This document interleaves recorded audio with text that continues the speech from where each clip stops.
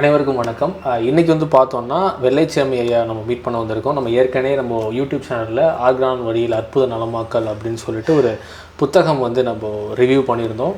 அந்த புத்தகத்தோட ஆத்தர் இவங்க தான். நிறைய ஹோமியோபதி சார்ந்த புத்தகங்கள் எழுதுகிறாங்க, ஆராய்ச்சி பண்ணிகிட்ருக்காங்க. இன்றைக்கி அவங்களோட பேசி ஹோமியோபதி பற்றியும் அது மனித குலத்துக்கு எவ்வளோ முக்கியமான ஒரு மருத்துவம் பற்றியும் நம்ம தெரிஞ்சுக்கலாம். ஐயா வணக்கம். வணக்கம் ஐயா. நல்லா இருக்கீங்களா? நல்லா இருக்கு. முதல்ல நன்றி இந்த வாய்ப்பு கொடுத்ததுக்கு. எங்களுக்கு உங்களோட பிஸி ஷெடியூலில் அந்த வாய்ப்பு கொடுத்ததுக்கு நன்றிங்கய்யா. சரிங்கய்யா. நீங்கள் நிறைய ஆண்டுகள் இதை ரிசர்ச் பண்ணியிருக்கீங்க ஹோமியோபதிக்குள்ளே. இப்போ தான் அறிமுகமாக நான் படிக்க ஆரம்பிக்கிறேன். உள்ளே வரும்போது இதோட பார்வை எப்படி இருந்தது, அண்ட் இப்போ இதோட பார்வை எப்படி மாறி இருக்கு, எவ்வளோ விரிவடைந்திருக்கு? நான் ஹோமியோபதிக்கு உள்ளே வரும்போது எனக்கு ஹோமியோபதியை பற்றி எதுவுமே தெரியாதுங்க. சரிங்க. 1986 நான் பிடபிள்யூ டிபார்ட்மெண்ட்டில் கிரவுண்ட் வாட்டர் விங்கில் அசிஸ்டன்ட் டைரக்டராக ஒர்க் பண்ணேன். சரிங்க. மதுரையில். எங்கள் ஊர் இங்கேருந்து காரைக்குடி பக்கத்தில் கல்லல் செம்பனூர்னு ஊர். அந்த ஊருக்கு நான் சனிக்கிழமை லீவ் அன்றைக்கி வார லீவுக்கு போனேன். சரிங்க. இந்த வார லீவுக்கு போயிடும் ஊருக்கு. அங்கே போய் பஸ்ஸை விட்டு இறங்குனேன். அப்போ இறங்கும்போது அந்த பஸ்ஸில் எங்கள் ஹைஸ்கூல் ஒரு தமிழ் ஆசிரியர் மீரான்னு ஒருத்தர் இருந்தார். அவர் அதில் ஏறுறாரு. ஐயோ பிஎல்வி வாங்க, நீ கட்டாயம் வரணும், இங்கே காரைக்குடியில் ஹோமியோபதி சங்கத்தினுடைய 2வது வருஷம் ஆண்டு விழா நடக்குது, அது நீ வாங்கினார். இவனை அப்போ தான் ஊர்லேருந்து வர, நான் வீட்டுக்கு போகணுமேனார். இல்லை நீங்கள் வாங்கன்னு அந்த பஸ்ஸில் ஏற்றிட்டாருங்க. போனால் இங்கே ஆண்டு உள்ள ஒரு 60 பேர் உட்காந்துருந்தாங்க.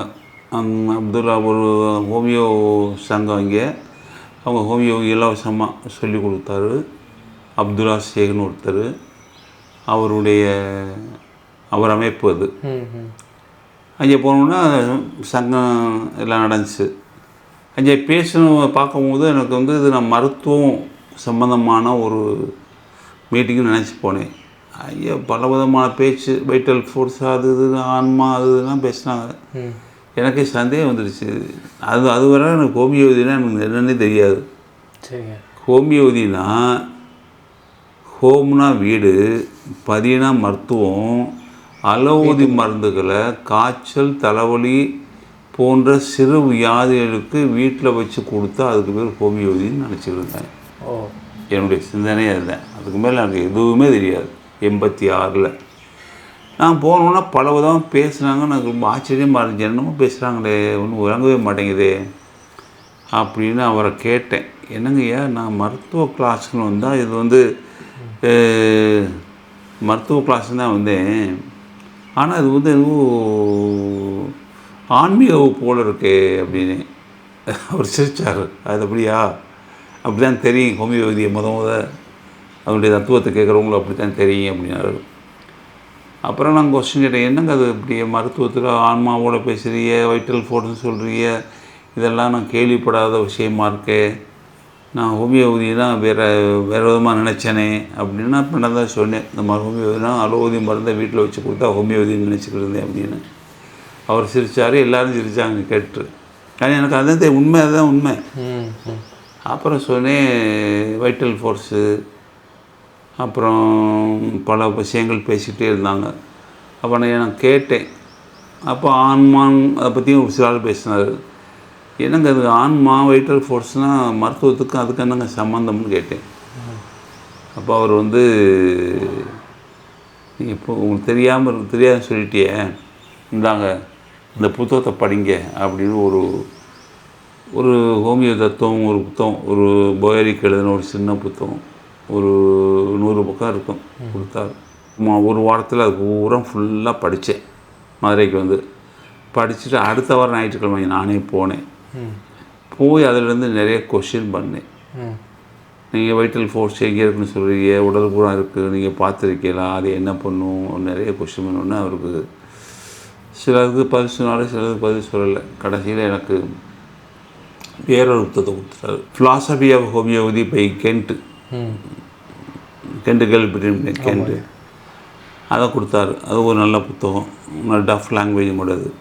நான் சுத்தமாக அதை இரவு போல் படித்தேன். இது அது புதுசாக இருந்தது எனக்கு. நான் வந்து படித்து பார்த்த உடனே எனக்கு ஏதோ ஒரு புதிய விஷயம் சொல்லுதே, இது நான் ஒரு நாளாக கேள்விப்படாத ஒரு விஷயம் சொல்லுதே அப்படின்னு ஆச்சரியமாக இருந்துச்சு எனக்கு. அதற்கு பிறகு நான் இப்போ இருக்கிற அப்போ இருக்கிற ஒரு தத்துவம், நான் ஒரு பொது உடைமைவாதியத்தான் இருந்தேன். அப்போ பொது உடைமை தத்துவமாகிய டயலக்டிக்ஸ் எல்லாம் எனக்கு தெரியும், ஓரளவு படிச்சிருக்கேன். அது சம்பந்தமானதாக இருக்குது. அப்போ இது வித்தியாசமாக இருக்கே, நம்ம ஏதோ ஒரு முக்கியமான அதுக்குள்ள நீங்கள் வந்துட்டோம். இதை தானே தேடிக்கிட்டே இருந்தோம் ஒரு நாளாக. ஒரு மனிதன் வந்து தன்னுடைய முழு உழைப்பையும் செலுத்தி அதில் சிறந்து விளங்கி அதன் மூலம் பெருவாரியான உயிர்களுக்கும் மக்களுக்கும் சேவை செய்யணும்.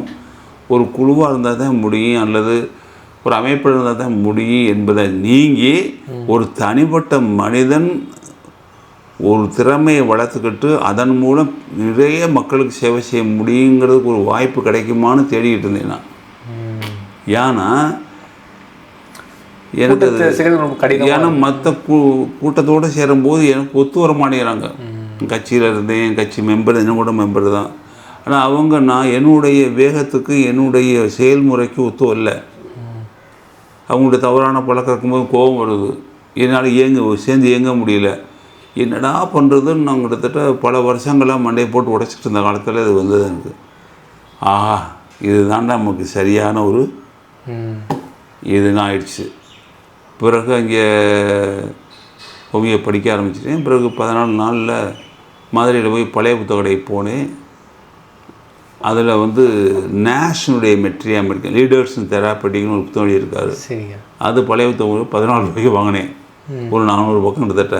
ஒரு 2 வாரத்தில், 2 வாரம் இல்லை, இன்னும் கூட ஒரே வாரத்தில் நான் படித்து முடிச்சிட்டேன். திருப்பி வாசிச்சிட்டேன். வாசித்தோடனே அடுத்த கிளாஸுக்கு போனேன். இதுக்குள்ளே 2 கிளாஸ் இங்கே போயிட்டேன். நான் 2 கிளாஸும் போய் அவர் ஃபிலாசபி நடத்துவார், நான் கேள்வி கேட்பேன், அதுக்கு பதில் சொல்ல திணறுவார். ஆக மொத்தத்தில் எந்த கிளாஸும் நடக்கிறதே இல்லை. போயிட்டுருக்கு இப்படி போய்கிட்டு இருந்துச்சு. 3 கிளாஸ் முடிஞ்சு போச்சு. 4ஆவது கிளாஸ் நான் போகிறேன். அன்னைக்கு ஃபிலாசபி நடத்தலை. அன்னைக்கு பெல்லோடோனா மருந்து நடத்துகிறார். பெல்லோட மருந்து நடத்தினோடனே திடீர்னு வர்ற வலிக்கு முக்கியமான மருந்து. அந்த வலி திடீர்னு வரும், திடீர்னு போகும், திடீர்னு ஓடுவார், திடீர்னு எந்திரிப்பார், திடீர்னு கத்துவார், திடீர்னு எரிவார், திடீர்னு பிதற்றுவார், இப்படி திடீர்னு சொல்லிக்கிட்டே இருந்தார். நான் சொன்னேன், what about the pain of chamomilla அப்படின்னு. What about pain of nux vomica, intolerable pain, chamomilla, heavy pain, crying, அப்படின்னு ஒரு பெயினாக சொல்லிக்கிட்டே வந்தேன்.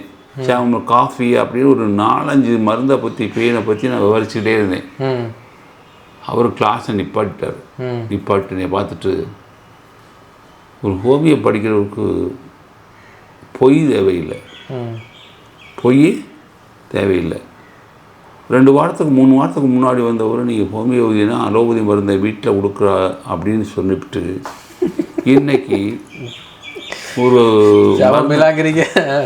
மருந்தை நீங்கள் வந்து நடத்தின பிறகு பெல்லோடனாங்க வலியை பற்றி நடத்தினா வலியை பற்றி ஒரு 5 மருந்தை பற்றி விவரமாக சொல்கிறீங்களே, எப்படி படிக்காமல் சொல்லியிருக்க முடியும், அதில் உங்களை அனுபவம் இல்லாமல் சொல்லியிருக்க முடியும்னு ஆரம்பித்தார். அப்புறம் நான் சொன்னேன், ரொம்ப இதுக்கும் கிட்டத்தட்ட 3 வாரம் ஆச்சு. நான் உங்களோட 2 வாரம் கிளாஸுக்கு வந்து பல கொஸ்டின் கேட்டிருக்கேன். இன்றைக்கி 3ஆவது வாரம் நான் மதுரையில் இந்த மாதிரி நேஷ் மெட்டீரியா மெடிக்க வாங்கினேன். அந்த புத்தகத்தை முழுசாக ஒருக்கா படிச்சுட்டேன். அதில் உள்ள கம்பேரிட்டிவ் ஸ்டடி தான் இந்த மருந்தெல்லாம், அதுலேருந்து தான் உங்களுக்கு விஷயம்லாம் சொல்கிறேன் அப்படின்னு. அதை புரிஞ்சுக்கிட்டே நான் சொல்கிறேன். ஏற்கனவே கெண்டுடைய ஃபிலாசபி கொடுத்திய அது எனக்கு ஒரு காவாசி புரிஞ்சிச்சு. மருந்தை படித்தோன்னு இன்னும் கொஞ்சம் நல்லா புரிஞ்சிச்சு. இப்போ அதை சொல்கிறேன். இதுக்கு முன்னாடி ஹோமியோபதியே தெரியாதுங்கிறது 100க்கு 100 உண்மை. உங்கள்கிட்ட போய் சொல்ல வேண்டிய அவசியம் எனக்கு என்ன இல்லைவே சார். அவர் ரொம்ப மகிழ்ந்துட்டார். எல்லோரையும் கூப்பிட்டு சொன்னார், பாருங்கள் 2 வாரம் வந்ததில்லை, இன்றைக்கி வந்து 6 மருந்தை பற்றி டிஃபரன்ஷியேட் பண்ணி பேசுகிறார் அவர். நீங்கள் 6 வருஷம் 2 வருஷம் இருந்திருக்கே, ஒருத்த ஆளோடு அப்படி பேசினதே இல்லை அப்படின்னு அவங்கள பேசினார். எல்லோரும் ஒரு மகிழ்ச்சி அடைஞ்சாங்க. அதுலேருந்து ஹோமியோபதி மேலே எனக்கு ஒரு அஃபினிட்டி வந்தது. அதாவது நம்ம வந்து ஒரு புதிய தத்துவத்தை பார்க்குறோம். ஹோமியோபதி ஒத்ததை குணப்படுத்தும் அப்படின்னு சொன்னால் எப்படி குணப்படுத்தும் அப்படின்னு நான் புரிஞ்சுக்கிட்டேன் ஈஸியாக. டயலெக்டிக்ஸில் உள்ள மெயின் லா தான் அது. அதை இப்போ டயலெக்டிக்ஸ் படிக்காமல் ஹோமியோ படிக்கக்கூடாது. டயலெக்டிக்ஸை படித்தவன் தான் ஹோமியோ ஒழுங்காக செய்ய முடியும். டயலெக்டிக்ஸில் என்ன சொல்லுது? பொருள் முதல் வாதம் தமிழில் சொல்கிறான். அந்த பொருள் முதல் முக்கியமான விதின்னு சொன்னால் எல்லா பொருள்களுமே இருவேறுபட்ட குணங்களை கொண்டதாக இருக்கிறது. அவ்வாறு இருப்பதாலேயே அவை இயங்குகிறதுன்னு சொல்கிறாங்க. எதிரும் புதிருமான 2 குணங்கள் இருக்கிறது. ஒரு குணம் கூடும்போது அதற்கு மாறான குணம் அதை மீற பார்க்குது. இப்படியான போட்டி அந்த உள்ளே நடந்துக்கிட்டே இருக்குது. அது எல்லா பொருளும் இயங்கிக்கிட்டே இருக்குது என்ற அடிப்படையில் இந்த பொருள்னால் அது ஆப்போசிட் கேரக்டர் உள்ளதான் பொருள் அப்படின்னு டயலெக்டிக்ஸ் சொல்லுது. அப்போ எதிர்மறைகள் இருப்பதால தான் பொருள் இயங்குது அப்படிங்கிற தத்துவம் முக்கியம்.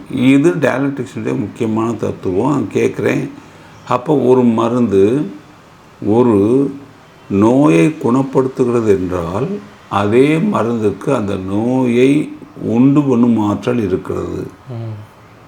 அந்த நோயை உண்டு பண்ணும் ஆற்றல் இருக்கிறது. ஆகவே தான் அது குணப்படுத்துகிறது.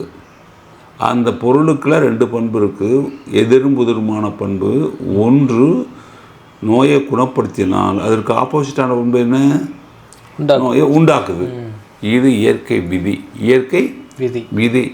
இவ்வாறான இயற்கை விதியை கராரா அப்பழுக்கில்லாத தத்துவத்தை தன்னுடைய மருத்துவ தத்துவமாக கொண்ட ஒரு மருத்துவ முறை உலகத்தில் எதுவுமே கிடையாது. சித்தா ஆயுர்வேதம் எதுவும் கிடையாது. Absolute truth of the nature இதுக்கு உள்ளது. ஆகவே தான் குணப்படுத்துது அப்படிங்கிறத புரிஞ்ச உடனே எனக்கு மகிழ்ச்சி. எனக்கு தான் நான் ஏற்கனவே டேரக்ட் கிடச்சிருச்சு. அப்படி மகிழ்ச்சி அடைஞ்சேன். அப்பா நாம் இவ்வளோ நாள் தேடினது முடிஞ்சு வச்சுப்பா, இனி இதுதான் வாழ்க்கை அப்படின்னு முடிவுக்கு வந்துட்டேன். இதுக்கு ஊடால ஊரில் ஒரு பிரச்சனை வந்துச்சுன்னா ஊரில் நாட்டாமை செய்கிறவங்க ஏழை ஜனங்கள் வாழ்கிறதுக்கு விட மாட்டேங்கிறாங்க.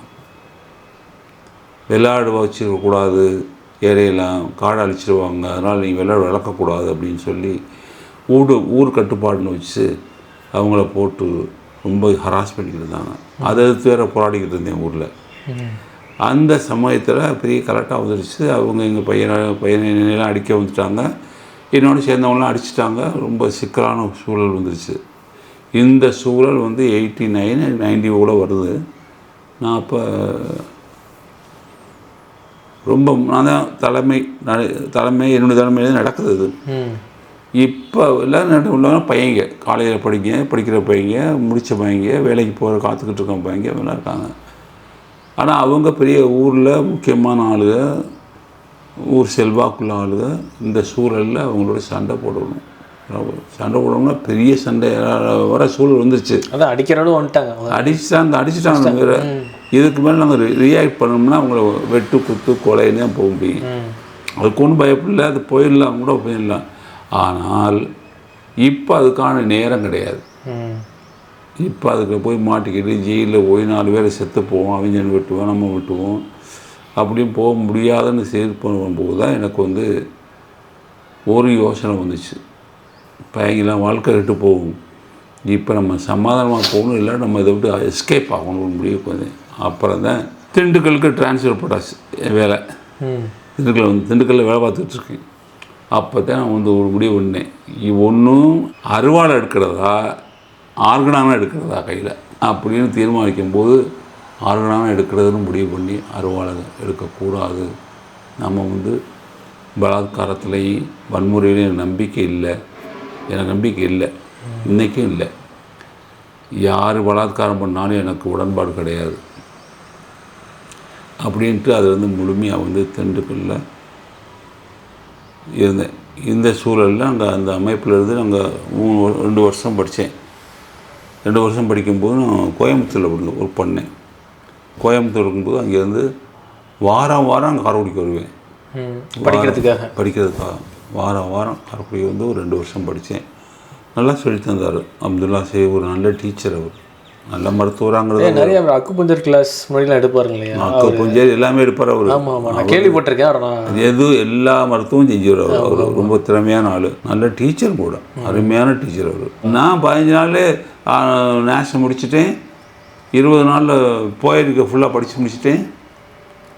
25 நாளில் வந்து கெண்டு ரெப்பர்ட்டிய இரவு போல படித்து அதை எப்படி இருக்குன்னு கண்டுபிடிச்சிட்டேன். எப்படி இருக்குன்னு பார்த்துட்டேன். அதுலேருந்து நிறைய நான் மருந்து கொடுக்க ஆரம்பிச்சிட்டேன். இவ்வளவு ஒரு மாதத்துலேயே முடிஞ்சு வச்சு. ஆமாம், அதில் இப்போ படிச்சுட்டிங்கன்னா அதே இது ஒத்து வருது இல்லையா? ஒரு பேஷண்ட் நீங்கள் பார்க்கும்போதே ஒரு ஆள் சொல்கிறத வச்சு கண்டுபிடிச்சிட முடியுது ஈஸியாக. அந்த அளவுக்கு அது சிம்டம் கேதர் பண்ணி கொடுக்க ஆரம்பிச்சிட்டேன். ஃபிலாசபி படித்து மற்றவங்கள, அதாவது எப்படின்னா இரவு பகலாக அதை செஞ்சுருந்தேன்.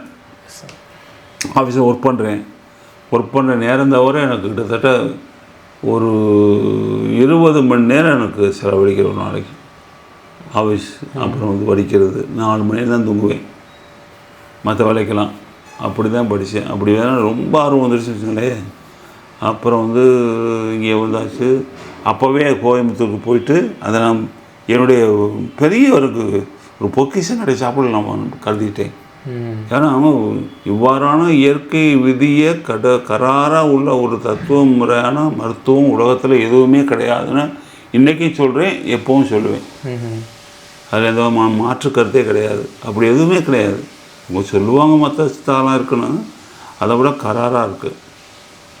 அதே போல் உங்களுக்கு வந்து நோயினா என்ன, மருந்துனா என்ன, அடுத்து எப்படி குணப்படுத்துறது அப்படிங்கிறது பூரா இயற்கை விதியை அப்பட்டமாக பின்பற்றக்கூடிய மருத்துவ முறை அது homeopathy. There is no deviation from the law of nature. அதுதான் கொண்டு உள்ளது.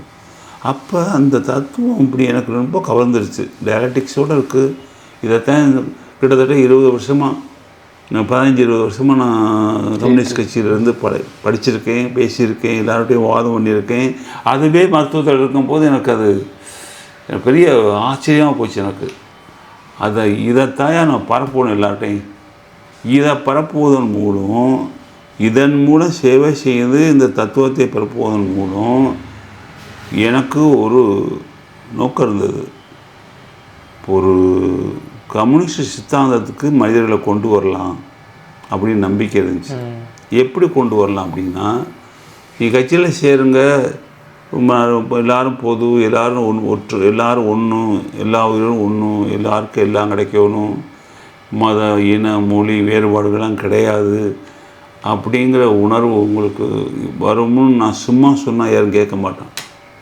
அப்போ நான் செய்கிறேன், இந்த மருத்துவத்தை பயன்படுத்தி அவங்க நோயை குணப்படுத்தி அதன் மூலம் அவங்கள கொண்டு வரலாம் அப்படின்னு ஒரு நம்பிக்கை வந்துச்சு. ஏன்னா அந்த அளவுக்கு நான் அந்த மருத்துவத்தை நம்பிட்டேன் முழுசாக. அதுக்கு பிறகு ஒரு மாதத்தில் நிறைய பேருக்கு மருந்து கொடுத்து குணமாயிடுச்சு. அவங்க பேருக்கு ஒரு மாதம் கூட ஆகலை, நான் நிறைய பேருக்கு மருந்து கொடுத்து குணமாயிடுச்சு. ஆக இது எனக்கு முழுசாக மக்கள்கிட்ட போகிறதுக்கு உதவும், மக்களை அணுகிறதுக்கு உதவும், மக்களுக்கு சர்வீஸ் பண்ண உதவும். நம்ம வந்து குறைந்த செலவில் நிச்சயமாக பல மக்களுக்கு சர்வீஸ் பண்ண முடியும் அப்படிங்கிற ஒரு மிகுந்த பலம் வந்தாப்புல எனக்கு வந்துச்சு. இது நமக்கு ஆஃபீஸ் வேலையை போனாலும் பரவாயில்ல, இதை வச்சு நம்ம நிறைய சர்வீஸ் பண்ணிடலாம் நம்பிக்கை வந்துச்சு. அதுதான் முக்கியமாக. அடுத்த கேள்வி, இப்போ உங்கள் புத்தகத்தை படிக்கும்போது தெரிஞ்சது என்னென்னா, ரொம்ப நீண்ட நாள் நோயில் இருக்கவங்க இப்போ உங்களை அந்த கேம்புக்கு வந்து வராங்க, ட்ரீட்மெண்ட்டில் நீங்கள் ஒரு டோஸ் கொடுக்குறீங்க, அடுத்த டோஸ்லேயே பாதி பேருக்கு சரியாக போயிடுது அப்படின்ற விஷயங்கள்ல சொல்லியிருந்தீங்க. அதாவது வேகமாக இங்கே பொதுவாக அந்த ட்ரெடிஷ்னல் மெடிசனை பார்க்கும்போது மக்கள்கிட்ட ஒரு இது வந்து ஸ்லோவாக வேலை செய்யும் அப்படின்ற ஒரு தன்மை இருக்குது. ஆனால் இது அப்படியே முரணாக இருக்குது. அதாவது என்னென்னா உண்மை வந்து முரணாக இருக்குது. அதையும் சொல்கிறேன், ஹோமியோ மருத்துவம் தான் உலகத்திலே வேகமாக குணப்படுத்தக்கூடிய மருத்துவம். அது எப்படி ஆகுது, அது எதனால் வேகமாக எதனால் ஆகுது அப்படின்னு சொல்ல போனால், அதில் ஹோமியோ மருத்துவத்தில் மருந்துன்னு சொல்லக்கூடிய இப்போ நம்ம வச்சுருக்கோம் இல்லையா, அப்படியான மெட்டீரியல் கிடையாது. மெட்டீரியல் கிடையாது. மருந்துங்கிறது ஆற்றல் வடிவில் இருக்குது. அது மனிதனுடைய ஆற்றலில் வேலை செய்யுது. ஆற்றலில் வேலை செய்யுது. அதனால் வேகமாக வேலை செய்யுது. உங்களுக்கு நெருப்பு பற்ற வைக்கிறிய அடுப்பில் ஊதிக்கி தீயை பற்ற வச்சு அப்புறம் அடுப்பில் வச்சு பண்ணுறிய, அல்லது விளக்கு ஏற்றுறிய, அது தெரிய சுபி ஏற்றுறிய. ஏன் அது ஆகுதுன்னா அதை நெருப்பு ஒரு மெட்டீரியலில் பற்ற வச்சு கொண்டாடணும். ஆனால் சுவிட்சு போய் லைட் அடிச்சது. ஏன் இது வேவ் பார்ட்டிக்கலாக அப்படியே அதுதான் ஹோமியோபதி. புரிஞ்சுச்சா ஏன் வேகமாக குணப்படுத்துதுன்னு? அப்போ வைட்டல் ஃபோர்ஸுங்கிற உயிராற்றல் மனிதனுக்குள்ள இருக்குது. உயிராற்றல் மனிதனை இயங்க வைக்குது. அவன்கிட்ட இயல்பு நிலைக்கு ஏற்றாப்புல இயங்குறான். அது முக்கியம். உயிராற்றல் எல்லாருக்குள்ளேயும் தான் இருக்குது. எனக்குள்ளேயும் இருக்குது, உங்களுக்குள்ளேயும் இருக்குது. ஆனால் 2 பேரும் இயங்குறது உயிராற்றலால். ஆனால் வெவ்வேறாக இயங்குறான். ஏன்னா நம்மளுடைய இயல்பு வேறையாக இருக்கிறதுனால இயல்புக்கு தகுந்தாப்புல அதை இயக்குறான். இப்படி இயங்குறதுனால உங்கள் இயல்பு எப்போ பாதிக்கப்படுதோ, புற தாக்குதலால், புற வாழ்க்கையால், புற பண்பால், புற முரண்பாடால் எப்போ பாதிக்குதோ அப்போ உங்களுடைய இயல்பு பாதிக்கும்போது அந்த இயல்பு பாதிப்பு அதோட அட்டாச் ஆகி உள்ள வைட்டல் ஃபோர்ஸுக்கு போகுது. அட்டாச் உள்ள வைட்டல் ஃபோர்ஸுக்கு போகுது. வைட்டல் ஃபோர்ஸு இந்த இயல்பு பாதிப்புக்கு ஏற்றாப்புல உடம்பை மாற்றிடுது. உடம்பை மாற்றுது, நோய் உண்டாக்கிறது. உடம்பு மாற்றினா நோய் தானே உண்டாகும். இந்த வீங்கிடுச்சுன்னா ஒரு நோய் தானே, நோய் உண்டாகிடுது. இப்போ மருந்து கொடுத்தவுடனே அந்த மாறுபட்ட இயல்பை மறுபடியும் மருந்தானது வைட்டல் ஃபோர்ஸ் சேஞ்ச் பண்ணுது. இல்லை, மருந்தை வைட்டல் இயல்பை மாற்றுது, சரி செய்யுது. சரி செஞ்சவுடனே அந்த சரி செய்ததுக்கு ஏற்றாப்புல அந்த வைட்டல் ஃபோர்ஸ் ஆனது இவரை மறுக்க மாற்றிடுது, நலமாக்கிடுது. இந்த ப்ராசஸ் எப்படி லைட்டு போட்டால் வேகமாக எரியுதோ அவ்வளோ வேகத்தில் நடக்குது. ஏன்னா வைட்டல் ஃபோர்ஸு, வைட்டல் பிரின்சிபிள் ரெண்டுமே ஆற்றல் தான். ரெண்டுமே கிட்டத்தட்ட ஆற்றல் வடிவு. அதுக்கு மெட்டீரியல் கிடையாது. அதாவது பொருளற்ற பொருள். அது என்ன? பொருளற்ற பொருள். அது ஆற்றல் தன்மையில் இருக்குது. அது மெட்டீரியல் அல்ல, எனர்ஜி ஃபார்ம்ல இருக்கு. ஓகே. ஆகா வேகமாக அது குணப்படுத்திடும். இதுதான் அந்த வேகமாக குணப்படுத்துறதுக்கு காரணம். அது சரியான மருந்தை தேர்வு செய்யணும். அப்படி தேர்வு செய்து கொடுக்கும்போது தான் அவ்வாறு செய்யும். இல்லைன்னா அவ்வளோ செய்யாது. ஒரு சமயம் ஒரு காய்ச்சலில் ஒரு நண்பருக்கு இங்கே என்னுடைய எங்களை அங்கே அப்ரோச்சில் படித்த ஒருத்தருக்கு ஒரு அக்ரி சயின்டிஸ்ட்டு, அவருக்கு ஒரு ஆக்சிடெண்ட் ஏற்பட்டுச்சு. ஆக்சிடெண்ட் ஏற்பட்டு தலையில் அடிபட்டு, உடம்புலாம் அடிபட்டு போய் கம்ப்ளீட்டாக சாய்ப்பு ஏற்பட்டு போய் மயங்கிட்டார். ஒரு குழந்தை பைக் ஓடும்போது குழந்தை குறுக்க வந்துருச்சு. குழந்தை அடிபடாமல் இருக்கிறவங்களுக்காக அதை பேலன்ஸ் பண்ண போய் அந்த ஃபாஸ்ட்டாக போன பைக்கு டாப்பில் ஆகிடுச்சு.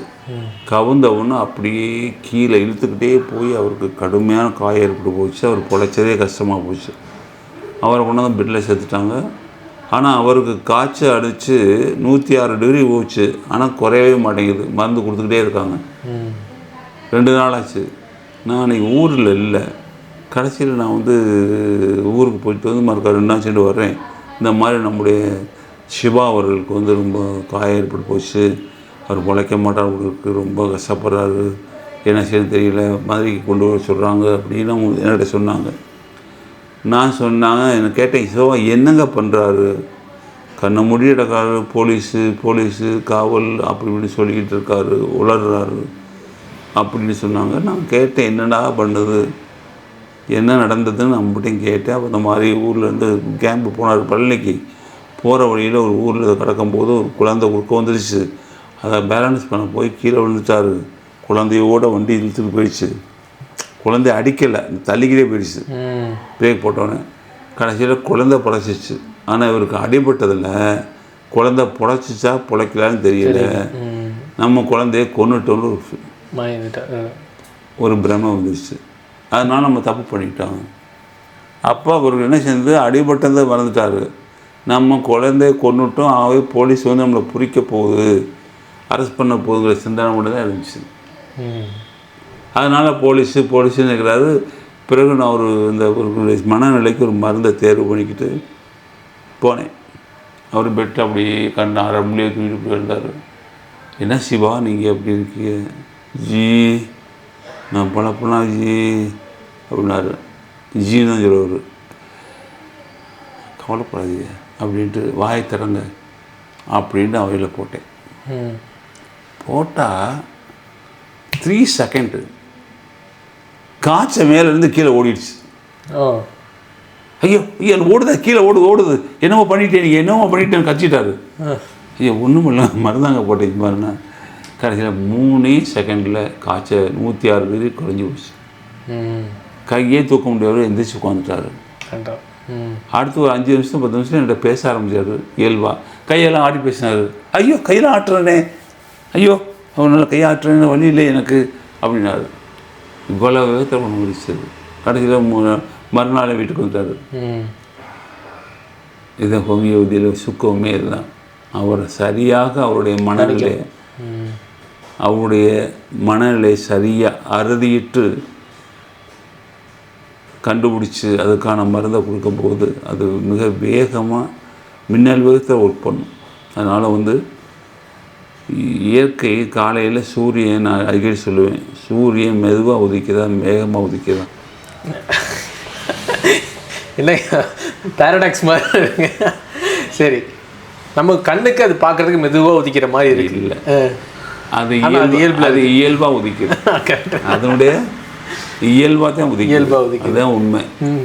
அதாவது இயற்கையோடு இயைந்த வகையில் கன்ஃபார்மபிளி டு த நேச்சர் பாரு 213வது பாரசத்திரம் பாடமாக சொல்லுவார். ஹோமியோபதி மருந்து எப்படி கொண்டுனா இயற்கையோடு இயைந்த வகையில் குணப்படுத்துறதும் பாரு ஹானிமன்.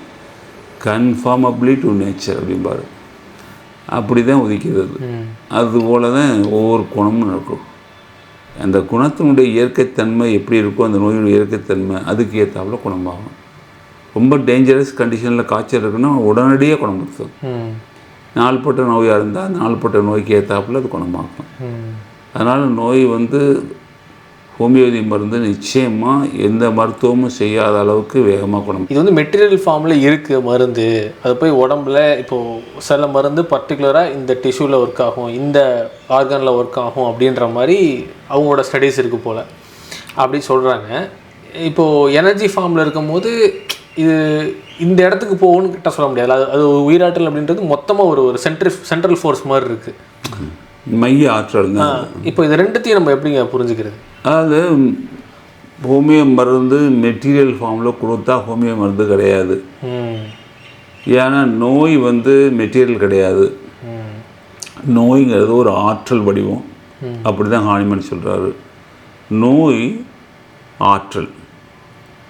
அந்த நோய் ஆற்றல் வந்து அதாவது வைட்டல் பிரின்சிபிள் கெடுது தான் நோய். வைட்டல் பிரின்சிபிள்ங்கிறத நீங்கள் பார்க்க முடியாது. நீங்கள் கண்டிப்பாக அந்த vital principle unseeable, untouchable, but it can be felt. அதை உணர முடியும் நம்ம.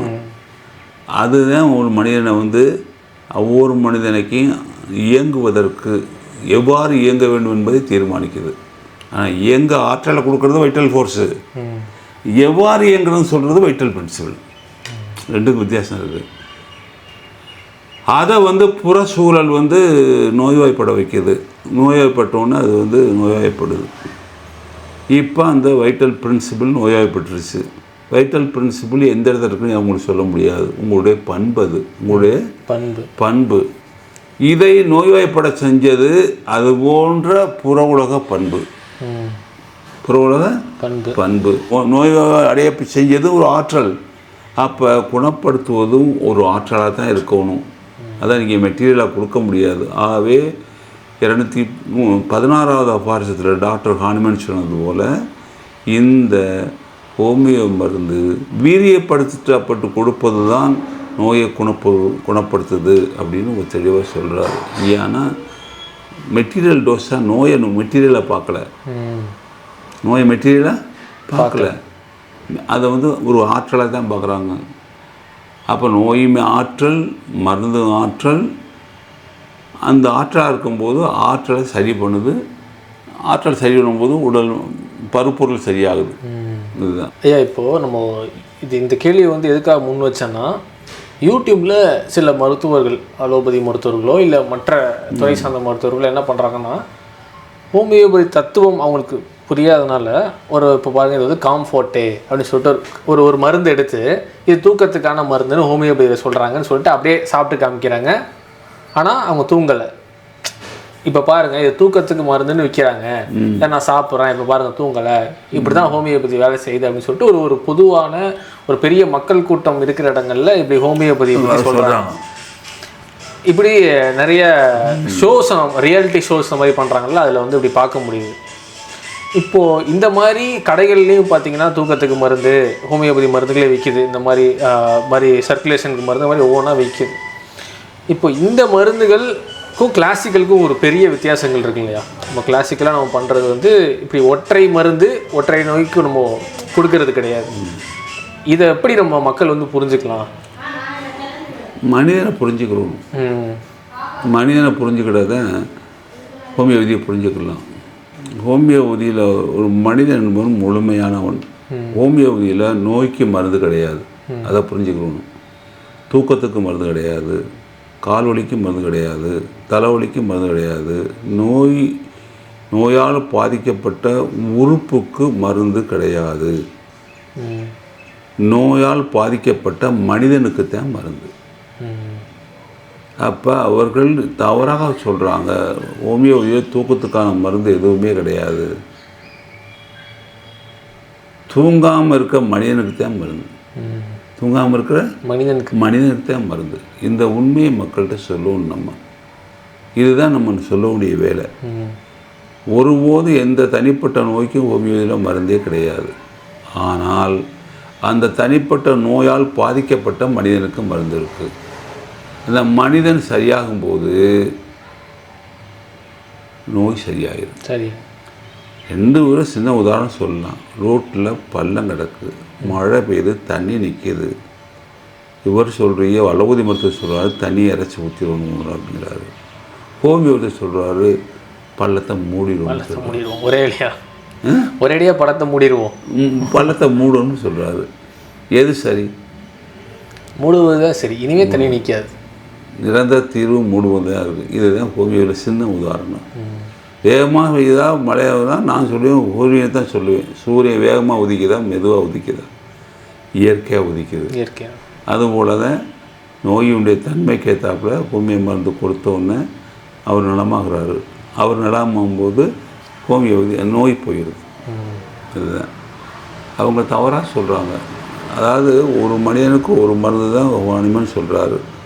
அதுவும் நுண்ணிய அளவில், குறைந்த அளவில் அந்த வீரியப்படுத்தப்பட்ட மருந்தை கொடுக்கும்போது அது விரைவாக வேலை செய்து அவரை நலப்படுத்துது. அவருக்கு அந்த காசிட்டிவ் ஃபேக்டர் இருக்குது. மைண்டு தான் மனிதனை உருவமாக மாற்றுது. மைண்டு என்பது என்னுடைய ஆராய்ச்சி இப்போ நான் கொண்ட முடிவு என்னென்னா, மைண்டு என்பது ஒரு கருத்து கிடையாது, ஒரு மெட்டீரியல். அது என்ன? அது ஒரு மெட்டீரியல். எப்படி மெட்டீரியல்னு சொல்கிறேன்? மைண்டு எங்கேருந்து வருது? மைண்டு மூளையிலேருந்து வருது. மூளை என்ன? அது ஒரு மெட்டீரியல் ஃபார்ம். மெட்டீரியலை தான் ப்ரொடியூஸ் பண்ணும். அது மெட்டீரியல் இல்லாத ப்ரொடியூஸ் பண்ணாது. ஆனால் அந்த மெட்டீரியல் வைப்ரேஷனாக இருக்குது அல்லது ஆற்றலாக இருக்குது. அப்போ மெட்டீரியல் ஆகிய மூளை மெட்டீரியல் ஆகிய மைண்டை விட்டுது. ஆனால் மெட்டீரியல் எப்படி இருக்குன்னா, அதாவது மேட்டர்லெஸ் மேட்டர். என்ன? மேட்டர்லெஸ் மேட்டர். இப்போ நான் சொல்லக்கூடிய பருப்பொருள்னு பார்க்குறோம்ல, இந்த பருப்பொருளற்ற பொருள் இதுதான். அதனால் மூளையும் அது சிந்தனையும் பருப்பொருள் தான், மேட்டர் தான், அது சந்தேகமே கிடையாது. ஏன்னா ஒரு மேட்டர் வந்து இன்னொரு மேட்டரோட தொடர்பு வரும்போது அது தான் மட்டும் மாறுவதல்லாமல் அந்த மேட்டர்லேயே மாற்றத்தை ஏற்படுத்தும். இது இயற்கை விதி. இடைவிடாது ஒரு மேட்டரானது உலகத்தில் உள்ள அனைத்து மேட்டரோடையும் இடைவிடாது உறவு வைத்து கொண்டிருக்கிறது. அவ்வாறு உறவு வைத்து கொண்டிருக்கும் பொழுது தான் மட்டும் மாறுவதல்லாமல் தன்னை சுற்றிய உலகத்திலும் மாற்றத்தை ஏற்படுத்தி கொண்டே இருக்கிறது, இடைவிடாது. அப்போ மாறுது. அப்போ ஒரு சிந்தனை, நான் சொல்கிறேன், நீங்கள் உங்களை போல் ஒரு பொறுமையாக்கக்கூடிய அறிவாளியான ஒரு இளைஞரை நான் பார்த்ததே இல்லை அப்படிங்கும்போது உங்கள் முகம் மலருது அல்லது உள்ளம் மலருது. ஒரு அந்த ரேஸ் உங்கள் முகத்தில் தெரியுது. நான் உங்கள் பருப்பொருளாகி அந்த உடம்பில் ஒரு மாற்றத்தை ஏற்படுத்த முடியுமானால் நான் சொன்ன சொல்லு, ஒரு பருப்பொருளில் மாற்றத்தை ஏற்படுத்தும் ஒரு முடியுமானால் என்னுடைய சிந்தனை பொருளாக இல்லாமல் என்னவாக இருக்கும். அதனால தான் அந்த காலத்தில் கடவுளுக்கு பரம்பொருள்னாங்க. சொன்னது ஒன்று அதுவும் தெரிஞ்சு பரம்பொருள்னாங்க. அந்த ஆற்றல் மையத்தை பரம்பொருள்னாங்க. விளங்குச்சா? கண்டிப்பாக. அதுதான் ஹோமியோ. இவ்வாறான ஒரு அதிசயமான தத்துவத்தை ஹோமியோபதி வச்சுருக்குங்க. இதை வந்து ஆய்வு பண்ணுறதுக்கு உங்களுக்கு உள்ள சயின்ஸுக்கு குவாலிட்டி பத்தாது, அதுக்குள்ளே பண்பு பத்தாது. அது என்ன, அதை தன்னை டெவலப் பண்ணிக்கிடணும், தன்னை டெவலப் பண்ணிக்கிடணும். அது டெவலப் பண்ணிக்காமல் இருந்துக்கிட்டு நீங்கள் பாட்டு பேசியிருந்தா அந்த ஹோமியோ அறிவியல்னு சொன்னால் நான் எப்படி ஒத்துக்கிற முடியும்? இன்னும் டெவலப் பண்ணு. அறிவியல் இருக்கிறது இன்றைக்கி மருந்து கொடுத்தா நோய் குணமாகுது, அது எவிடன்ஸு. பல பேரிட குணமாகுது, குழந்தைய குணமாகுது, சரி மிருகங்கள் குணமாகுது, செடி குணமாகுது. இப்போ நீங்கள் சொன்னால் மனிதனுக்கு சைக்கலாஜிக்கலாக ஒர்க் பண்ணுதியா? இனிப்பு உருண்டை நீ நான் சொல்கிறேன் பேசி உங்களை நம்ப வச்சு இதை போட்டு உங்களை குணப்படுத்திடும்னு சொல்லலாம். செடிக்கு யார் வச்சது? செடி குணமாகுதுல்ல. வாழை மரம் நுனி கருகிக்கிட்டே போய்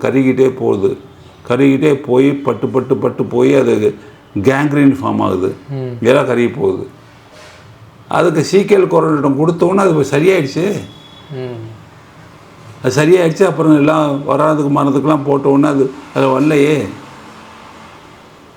ஏன் gangrene from the tip, starting from the டிப்புங்கிற சிம்டம், அவ்வளோதான், முடிஞ்சு போச்சு.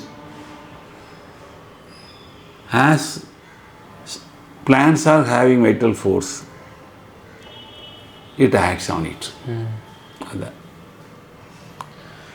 ஐயா, அந்த நீங்கள் சொன்னதில் நான் அந்த புத்தகத்தில் எனக்கு வந்து ஒரு ஆர்கான் வழியில் அற்புத நலமாக்கல் புத்தகத்தில் எனக்கு ரொம்ப ஒரு இன்ஸ்பைரிங்காக இருந்தது என்னென்னா, ஒரு அம்மா வந்து தன் குழந்தையை கூப்பிட்டு வராங்க, வாய் பேச முடியாமல், காது கேட்காம. அந்த அம்மா வந்து அந்த குழந்தை பிறந்ததுக்கு முன்னாடி அதை வயிற்றில் இருக்கும்போது பார்த்திங்கன்னா ஏதோ அவங்க வீட்டில் இருந்த சூழல்னால கொஞ்சம் பயந்து போய் அறைக்குள்ளே தன்னையே யாராவது நம்மளை வந்து கொன்றுவாங்களோ அப்படின்ற ஒரு இதில் வந்து தன்னை அப்படியே ஒடுக்கிக்கிட்டு இருக்காங்க. அந்த குழந்தை பிறக்குது. அந்த குழந்தை வந்து வாய் பேச முடியாமல் காது கேட்காமல் இருந்திருக்கு. இப்போது நீங்கள் வந்து அந்த அம்மா என்ன மனநிலையில் இருந்தாங்களோ அந்த மருந்தை நீங்கள் குழந்தை கொடுக்கும்போது குழந்தை சரியாயிடுச்சு. ஆமாம். எனக்கு இது உண்மையிலே படித்தோன்னே, இப்போ முன்னாடிலாம் வந்து ஏதாவது இந்த மாதிரி ஆர்டிசம் ஸ்கூலுக்கோ இது மாதிரி காது கேளாமல் இந்த மாதிரி இருப்பாங்க இல்லையா, ஸ்கூல்லாம் போகும்போது அவங்களுக்கு ஏதாவது உதவி செய்வோம் அப்படின்னு தோணுச்சு. ஆனால் உண்மையிலே இந்த விஷயத்தை நம்ம எடுத்துகிட்டு போகணும். ஏன்னா எத்தனையோ குழந்தைங்க அவங்க அம்மா வயிற்றில் இருக்கும்போது அப்படித்தான் இருக்காங்க. நிறையா சொல்கிறதில்ல, அதனால நமக்கு கிடைக்க மாட்டேங்குது. அப்போ இதை கொண்டு போகும்போது நிறைய குணமாக்கிடலாம் இல்லைங்க இந்த குழந்தைங்களுக்குலாம். கட்டாயம். நான் பெரிய ஃப்ரீ கிளினிக் நாங்கள் ஆரம்பித்த பிறகு 1991 வந்தாங்க. ஞாயிற்றுக்கிழமை நான் இருந்தேன். சரி. அந்த 2 குழந்தையும் பேசலை, ஆனால் 3 வயதாச்சு. நான் கேட்டேன், எப்போம்மா பிறந்ததுலேருந்து பேசலை அப்படின்னு சொன்னாங்க. நான் கேட்டேன், உனக்கு என்னம்மா நடந்துச்சு, நீ கர்ப்பமான போகுது லைஃப்பில் அப்படின்னு கேட்டேன். இந்த பக்கத்தில் அத்தம் பக்கத்தில் அவங்க ஊர். நான் வந்து கர்ப்பமாக இருக்கும்போது ஒரு 8 மாத கர்ப்பம் இருக்கும். நான் போய் கடையில் சாமான் வாங்கிட்டு வந்தேன். வரும்போது அந்த ஊரோட ஜனங்கள்லாம் கூட்டமாக இருந்தாங்க. ஊருக்கு மத்தியில் ஒரு பாலடைஞ்ச கிணறு இருந்துச்சு. அந்த கிணறுக்கிட்ட நின்று பார்த்தோம். நானும் பார்க்க போனேன். அந்த கிணறுக்குள்ள ஒரு பொண்ணு பிணமாக செத்து போச்சு. அது போய் பார்த்தா என்னோட படித்த பொண்ணு. அப்படியே அலறிட்டேன். அலறி மயக்கம் போட்டு விழுந்துட்டேன். அப்போ இவங்களுக்கு அதோட வீட்டில் தூக்கி போட்டாங்க. அப்புறம் கொஞ்சம் நாளில் ஒரு குழந்தை பிறந்துருச்சு. அப்போ இவங்க அந்த இறந்ததை பார்த்துட்டு மிரண்டு பயந்து அலறிட்டாங்க. இதுதான் அவங்களுக்கு ஏற்பட்ட தொந்தரவு. நான் ailments after fright, ailments after mental shock ஆகி தேர்வு பண்ணி ஓபிஎம் மருந்து வந்தது. ஓபிஎம் 200ல் 3 டோஸ் மடித்து கொடுத்து, நான் 3 டோஸ் போட்டால் ஒன்று பெரிய ஆகுது அப்படின்னு நான் அனுமானிச்சு அந்த குழந்தைகளுக்கு கூட சொல்லிட்டேன். பிறகு ஒரு மாஞ்சிட்டு வந்தாங்க. வரும்போது இந்த பயல்கள்லாம் பேசிக்கிட்டு வந்தாங்க. பேசிட்டு வந்தோடனே எங்கப்பா அந்த பிள்ளைகளும் பேசலையா, நல்லா பேசிட்டாங்கன்னு கேட்டேன். அவங்க தாங்க இவங்க இருந்தாங்க. நான் ரொம்ப ஆச்சரியப்பட்டேன் ஒரு மாஞ்சல் வரும்போது. ஏன் மென்டல் ஷாக், ஃப்ரைட்டு.